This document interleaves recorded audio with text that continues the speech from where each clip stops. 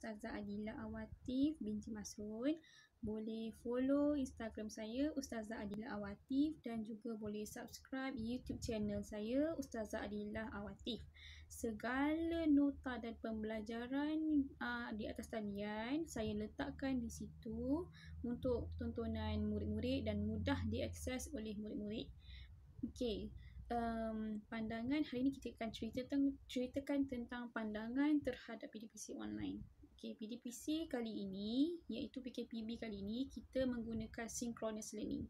Synchronous online learning yang mana murid dan guru perlu berada di waktu yang sama dan perlu ada data internet yang banyak bagi melaksanakan pembelajaran atas talian secara semuka melalui Google Meet. Okay, tapi kalau PKP yang sebelum ni, kita guna asynchronous online learning yang mana kita hanya meletakkan bahan-bahan mengajar kita ataupun video-video kita di Google Classroom supaya murid boleh akses bahan-bahan tersebut pada bila-bila masa. Okay, ada pro dan cons untuk synchronous learning iaitu pembelajaran yang menggunakan Google Meet ni. Cabaran yang pertama ialah kelajuan internet sendiri.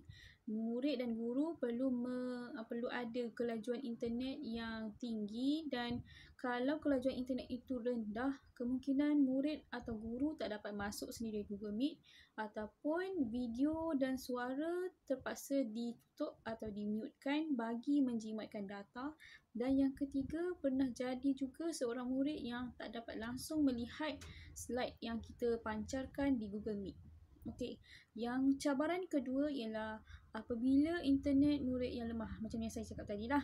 Okey, cabaran bagi saya yang kedua ialah bila internet saya sendiri yang lemah, saya tak dapat masuk kelas Google Meet yang sepatutnya dijadualkan. Dan yang kedua, bila saya tak dapat pancarkan slide yang saya nak pancarkan tu dan ada murid yang tak dapat melihat slide tersebut sebab line internet saya sendiri yang sangat terhad sedikit. Okey, cabaran yang ketiga, guru sendiri nak mencari cara mengajar yang sesuai dan juga mencari alat mengajar yang boleh digunakan waktu atas talian. Okey, cara mengajar ni maksudnya macam mana kita nak ajar murid darjah 2 dalam Google Meet lain dengan nak cara murid tahun 4, 5, 6 nak ajar dalam Google Meet. Okay, untuk pengetahuan semua, saya ajar murid tahun 2 Hambali, 4 Syafi'i, 4 Maliki, 5 Syafi'i dan 6 Syafi'i bagi subjek matematik. Okey, jadi cara mengajar untuk tahun 2, tahun 4, 5 dan 6 berbeza. Okey, itu yang pertama dan mencari alat mengajar yang sesuai untuk digunakan di atas talian juga sukar. Kita perlu tahu apakah alat mengajar yang sesuai, contohnya Google Slide ke ataupun PowerPoint ataupun Microsoft Whiteboard. Guru sendiri kena cari explore benda tu. Okey, cabaran yang keempat ialah masa pembelajaran yang terhad. Okey, kelas hanya diadakan seminggu sekali bagi tahun 4, 5 dan 6 dan masanya hanya 30 minit. Jadi susah sikit untuk guru untuk cover ataupun mengajar banyak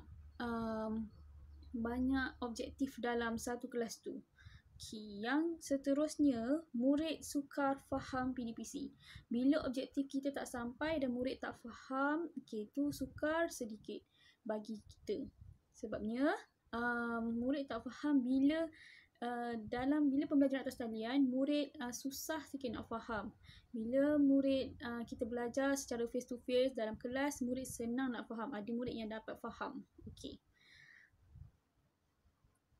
Seterusnya, penerimaan murid-murid ketika pembelajaran atas talian ialah ketika belajar, Alhamdulillah murid dapat terima dan ada juga murid yang tak biasa lagi dengan pembelajaran atas talian pada awal-awal waktu dan menggunakan Google Meet tu sebagai satu kelebihan bagi diorang untuk pergi ke tandas, waktu belajar mereka makan. Okey, yang ni peraturan-peraturan yang perlu guru sendiri tekankan kepada murid-murid sebelum bermulanya pembelajaran. Okey. Peristiwa yang tak dapat dilupakan ialah apabila saya sendiri tak dapat masuk ke dalam line Google Meet yang apabila patutnya dijadualkan tapi tak dapat masuk sebab line internet saya slow. Okey, untuk penambahbaikan akan datang, saya berharap dua cara pembelajaran dilakukan serentak, iaitu asynchronous learning dan synchronous learning. Pembelajaran atas talian yang mana menggunakan Google Meet, dan juga bahan pembelajaran juga boleh diakses secara mudah bagi murid. Saya berharap murid dapat akses bahan-bahan pembelajaran dengan lebih mudah, dan saya juga berharap selepas ini saya boleh gunakan kuis online untuk melihat tahap pemahaman murid ketika pembelajaran online itu berlaku. Okey, itu sahaja daripada saya. Terima kasih. Assalamualaikum.